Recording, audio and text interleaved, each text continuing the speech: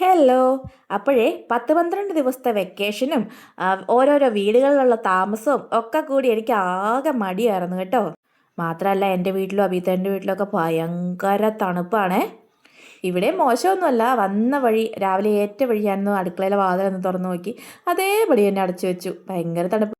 അവിടെ ഭയങ്കര തണുപ്പായതുകൊണ്ട് തൊണ്ടവേദനയൊക്കെ ആയിട്ട് ഞാൻ ഇങ്ങോട്ട് വന്നത്. അതുകൊണ്ട് എൻ്റെ സൗണ്ട് ഇച്ചിരി മോശമായിരിക്കും. ഫ്രീസറിൽ കുറച്ച് മീൻ മേടിച്ച് ഇരിപ്പുണ്ടായിരുന്നേ, അപ്പോൾ അത് കയ്യോടെ തന്നെ പുറത്തേക്ക് എടുത്തു വെച്ചു.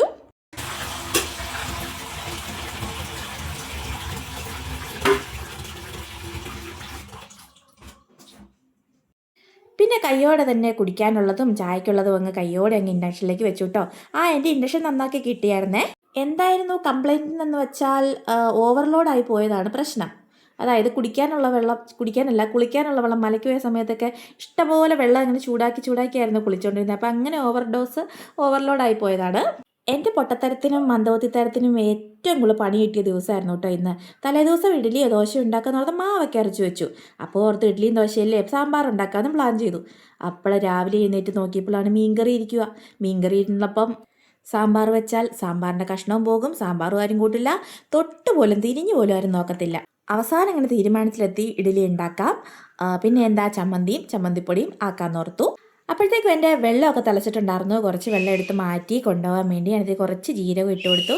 പിന്നെ ബാക്കിയുള്ള വെള്ളത്തിലേക്ക് എൻ്റെ ചായപ്പൊടി ഇട്ട് കൊടുത്തു. ചായപ്പൊടിക്കകത്ത് ഞാൻ നിറയെ ഇങ്ങനെ ഏലക്ക പൊടിച്ചിട്ടിട്ടുണ്ട്. നല്ല ഒറിജിനൽ ഹൈ റേഞ്ച് ഏലക്കയാണേ. Thanks to Surya aunty. എൻ്റെ ഒരു കുഞ്ഞ് ഇഡ്ഡലി പാത്രമാണ് കേട്ടോ. ആകെ 7 ഇഡ്ഡലി ഒരുമിച്ച് ചുട്ടെടുക്കാൻ പറ്റുള്ളൂ. പണ്ട് അതായത് അപ്പം ഉണ്ടായ സമയത്ത് അമ്മ എങ്ങാണ്ട് മേടിച്ച് തന്നതാണ്. അങ്ങനെ അപ്പൂന് പോകാൻ സമയമായിട്ട് വെള്ളം ശരിക്കും തിളയ്ക്കാനും നിന്നില്ല കേട്ടോ. വേഗം ഇഡ്ഡലി അങ്ങ് എടുത്തിട്ടു. ഇഡ്ഡലി മാവൊക്കെ എടുത്തൊഴിച്ച് വേഗം മൂടിയൊക്കെ വെച്ചു.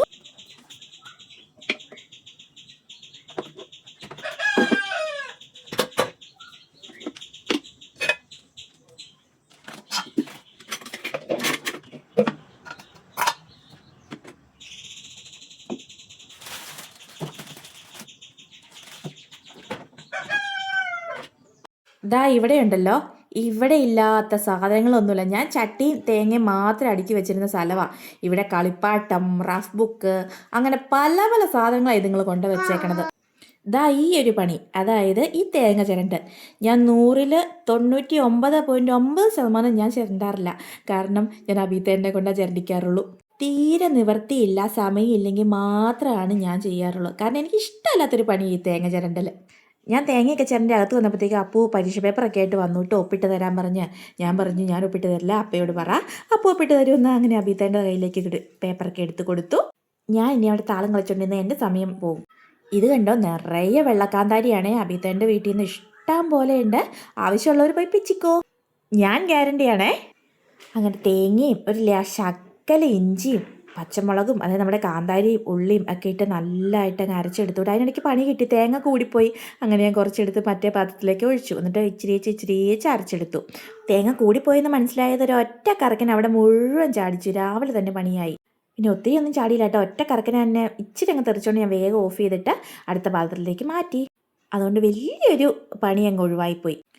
പിന്നെ ചീഞ്ചട്ടിയൊക്കെ അടുപ്പത്ത് വെച്ച് ശകല എണ്ണ ഒഴിച്ച് കടുക് പൊട്ടിച്ച് കടുക് വറ, പിന്നെ ഒരു കുഞ്ഞു ഉള്ളിയൊക്കെ അരിഞ്ഞിട്ട് സാധനം, അതായത് നമ്മൾ അരച്ച് വെച്ച സാധനം തട്ടുക, പിന്നെ ഉപ്പിട്ട് വയ്യ തിള വരുമ്പോഴത്തേക്കും വാങ്ങി. കണ്ടോ, നല്ല ആവി പറക്കുന്ന ചൂടുള്ള ഇഡ്ഡലി. ഇപ്പം തന്നെ എടുത്ത് കുത്തി പാത്രത്തിലേക്ക് ഇടരുത് കേട്ടോ. പയ്യെ ഒന്നാറിക്കഴിഞ്ഞ് പിന്നെ സ്പൂണും കൊണ്ട് ഇളക്കി പാത്രത്തിലേക്ക് ഇടുക. അപ്പം നല്ല ഫ്രഷായിട്ട്, അതായത് ഒന്നും പൊടിഞ്ഞു പോകാതെ കിട്ടിക്കോളും. ഈ പൊടി ഉണ്ടല്ലോ, ഇഡ്ഡലിപ്പൊടിയോ ചമ്മന്തിപ്പൊടിയോ അങ്ങനെയൊക്കെ പേര് പറയുന്നു തോന്നുന്നു. നല്ല ടേസ്റ്റാണ് കേട്ടോ ഇതിന്. എല്ലാ മാസം 2 പാക്കറ്റ് വീതം എടുക്കണേ ഞാൻ. പക്ഷേ ഈ മാസം എന്തോ 1 പാക്കറ്റേ ഉണ്ടായിരുന്നുള്ളൂ. കാരണം ഈ സാധനം ഉണ്ടെങ്കിൽ എല്ലാവരും ഇഡ്ഡലിയും ചമ്മന്തിന്ന് ദോശയും ഒക്കെ പുഴുക്ക് പോലെ അങ്ങ് തിന്നോളൂ ഈ സാധനം കൂട്ടി.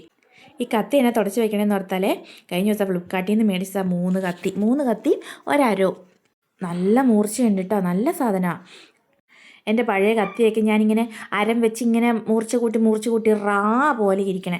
അപ്പം എനിക്ക് കഴിഞ്ഞ ദിവസം മേടിച്ച് തന്നതാണ്. നന്നായിട്ട് സൂക്ഷിക്കണമെന്ന് പറഞ്ഞിട്ടുണ്ട്. മാത്രമല്ല ഇനി മൂർച്ച പോകുമ്പോൾ നീ രാഗി എടുക്കണ്ട, ഞാൻ ചെയ്തോളാമെന്നും എന്നെ പറഞ്ഞ് ഏൽപ്പിച്ചിട്ടുണ്ട്. ഞാനിങ്ങനെ ഊന്നി തേക്കണോണ്ടേ കത്തിയെല്ലാം തിന്ന് തീർത്ത പോലെ ആയിട്ടുണ്ട്.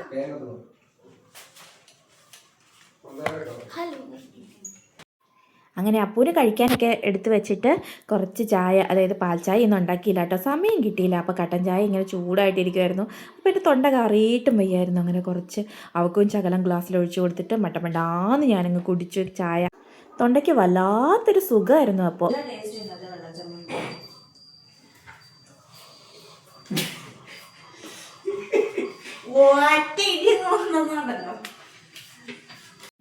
കേട്ടല്ലോ, എന്നെ അങ്ങ് വളരെ സമ്മതിക്കില്ല. ഞാൻ യൂട്യൂബ് ചാനൽ തുടങ്ങിയ പിന്നെ പ്രിൻസ് ആൻഡ് ഫാമിലിയിൽ അവളെപ്പോലെയാണെന്നും പറഞ്ഞ് എന്നെ എല്ലാവരും എടുത്തിട്ട് വാരും. കളിയാക്കലോ ഒരു രക്ഷയില്ല.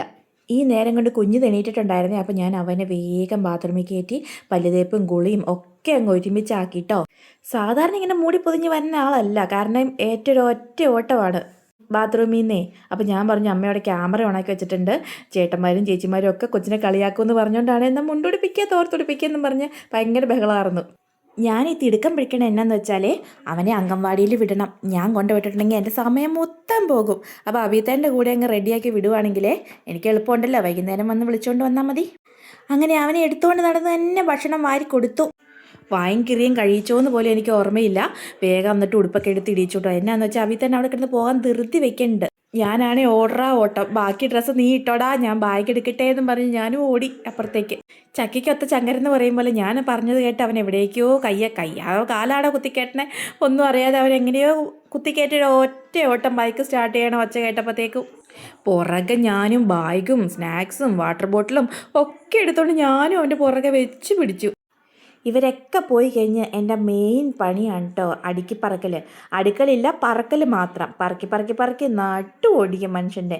വണ്ടികൾ, പാവകൾ, കളിപ്പാട്ടങ്ങൾ, അങ്ങനെ സർവമാന്യ സാധനങ്ങളും കാണും പറക്കാൻ. പിന്നെ ദിവാങ്കോട്ടിൻ്റെയും സെറ്റിയുടെയും ഒക്കെ കവറ് നേരെയാക്കുക, വിരിച്ചിട്ടതൊക്കെ നേരെയാക്കുക. അതിനിടയ്ക്ക് വണ്ടിയുടെ RC ബുക്ക് അയച്ചു കൊടുക്കാൻ പറഞ്ഞു അഭിത്തേട്ടൻ പറഞ്ഞു. അപ്പോൾ അതങ്ങ് അയച്ചു കൊടുത്തിട്ട് തിരിച്ച് അതേപടി തന്നെ എടുത്തു വെച്ചില്ലെങ്കിൽ ഞാൻ മറന്നു പോകും. എവിടെയെങ്കിലും കൊണ്ട് വെച്ച് കഴിഞ്ഞാൽ പിന്നെ എനിക്ക് ഓർമ്മ കിട്ടില്ല.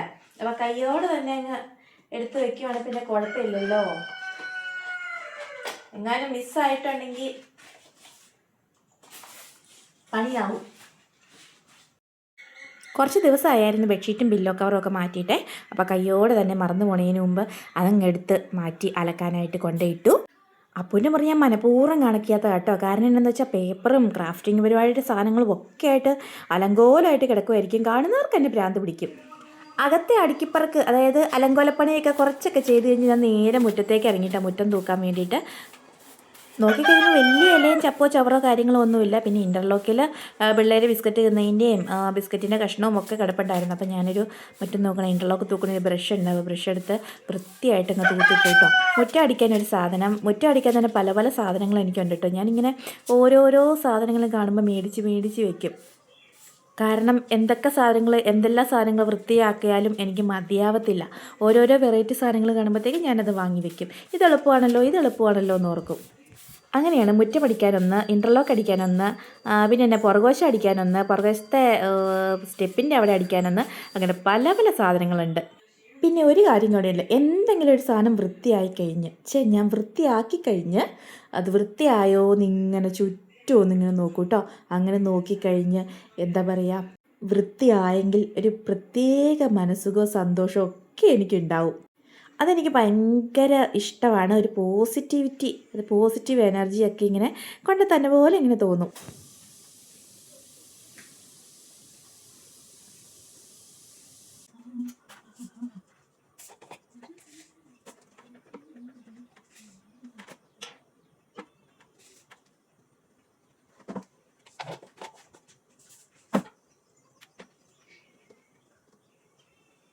പിന്നെ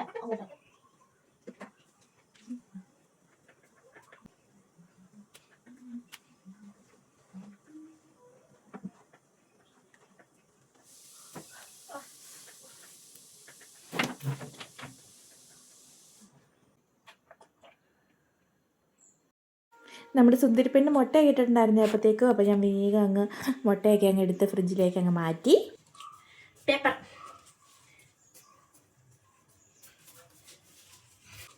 ഈ നനഞ്ഞ തുണിയും കൂടെ തുടച്ച് കഴിഞ്ഞ് പേപ്പറും കൂടെ ഇട്ട് നന്നായിട്ട്, അത് ഉണങ്ങിയ പേപ്പറും കൂടെ ഇട്ട് തുടയ്ക്കുവാണെങ്കിൽ ഗ്യാസ് നല്ല നീറ്റായിട്ട് കിടന്നോളൂ കേട്ടോ. അങ്ങനെ ഗ്യാസൊക്കെ തുടച്ചിട്ടിട്ട് ഞാൻ വേഗം ചോറിനുള്ള വെള്ളമൊക്കെ അങ്ങ് വെച്ചു. വീട്ടിൽ നിന്ന് കൊണ്ടുവന്ന മുരിങ്ങയില ആട്ടോ, മുരിങ്ങയില മാത്രമല്ല മുരിങ്ങ പൂവും ഉണ്ട്. വീട്ടിലൊക്കെ പോയാൽ പിന്നെ ഞാൻ നിലത്ത് നോക്കി നടക്കില്ല, ഞാൻ ആകാശത്ത് നോക്കി നടക്കാറുള്ളൂ. എന്നാന്ന് വെച്ചിട്ടുണ്ടെങ്കിൽ എന്നാ പറിക്കാനുള്ള എന്നാ കൊണ്ടുപോകാനുള്ളത് ഇങ്ങനെ നോക്കി നടക്കും. അങ്ങനെ ആകാശത്ത് നോക്കി നടന്നപ്പോൾ കിട്ടിയതാണ് ദി സാധനം. 1-2 വീടുകളിൽ നിന്ന് പറക്കി കൂട്ടിയ സാധനങ്ങൾ മൊത്തം ഉണ്ട് കേട്ടോ എൻ്റെ മുറത്തിനകത്ത്. ചക്കക്കുരു കുറച്ച് എൻ്റെ വീട്ടിൽ നിന്ന്, കുറച്ച് ഉഷിയാൻ്റിയുടെ അടുത്തു നിന്ന്, പിന്നെ എന്നാ മുരിങ്ങയില എൻ്റെ വീട്ടിൽ നിന്ന്, അങ്ങനെ പല പല പല പല വീട്ടിൽ നിന്ന് പറക്കിയത്. ഇങ്ങനെ പറക്കാൻ തന്നെ ഒരു സുഖം. ഇച്ചിരി കൂടെ വലിയ പാത്രം എടുക്കാറുന്നു, അങ്ങനെ മടിയാ വലിയ പാത്രം എടുക്കാൻ. ഇത് മതി പോട്ടെ. നല്ല അടിപൊളി ചമ്മന്തി കേട്ടോ. വാവ്, തിന്നോണ്ടിരുന്ന തിന്ന് പോകും. മാങ്ങയും തേങ്ങയും കാന്താരിമുളകും ഉള്ളി, ഇത് മാത്രം മതി. ഞാനിപ്പോൾ തന്നെ നിന്ന് തീർക്കും.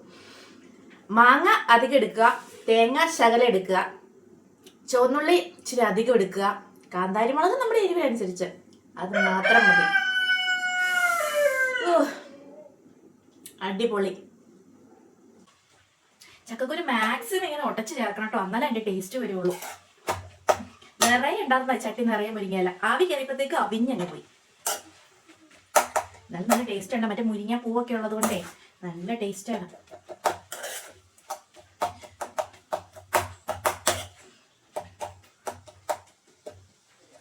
ഈ സാധനം നന്നാക്കിയെടുക്കാൻ, അതായത് മുരിങ്ങയില ഊരിയെടുക്കാൻ ഇച്ചിരി സമയം ആവശ്യമാണ് കേട്ടോ. അമ്മ എന്നോട് അപ്പളേ പറഞ്ഞതാ, എടി നീ ഇവിടെ ചുമ്മാതിരിക്കുമല്ലേ, ഇത് റെഡിയാക്കിക്കൊണ്ട് വീട്ടിൽ പോകാമെന്ന്. ഞാൻ കേട്ടില്ല. അല്ലെങ്കിൽ സ്വന്തം വീട്ടിൽ പോയിട്ട് ചുമ്മാ ഇങ്ങനെ ഇരിക്കണത് തന്നെ ഒരു രസമാണ്.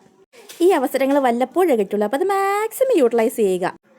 പിന്നെ പാത്രം, നമ്മുടെ അക്ഷയപാത്രം എപ്പോഴും ഇങ്ങനെ നിറഞ്ഞിരിക്കണോണ്ടേ അതിന് പ്രത്യേക സമയവും കാലവും ഒന്നുമില്ല. അങ്ങനെ എല്ലാം ഉണ്ടാക്കി കഴിഞ്ഞപ്പോഴത്തേക്ക് എൻ്റെ അക്ഷയപാത്രം പിന്നെയും നിറഞ്ഞു. അപ്പോൾ പിന്നെ കഴുകി വൃത്തിയാക്കി എല്ലാം അങ്ങ് അടുക്കി പറക്കി വെച്ചു.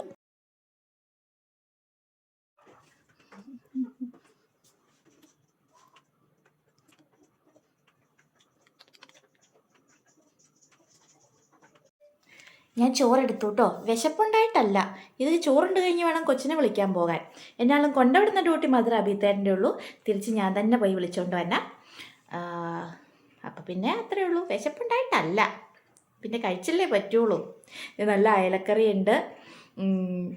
പിന്നെ ഇതെന്നാ, മുരിങ്ങയില ചക്കക്കുരും തോരൻ മറന്നുപോയി. പിന്നെ മാങ്ങാ ചമ്മന്തി, നാരങ്ങാച്ചാറ്, മീൻ വറുത്തത്. എൻ്റെ വായിൽ വെള്ളം പിന്നെ വിശന്നിട്ടല്ല കേട്ടോ. ഈ നാരങ്ങ അച്ചാർ ഞങ്ങളുടെ ഉഷിയാൻ്റി തന്നതാണ്.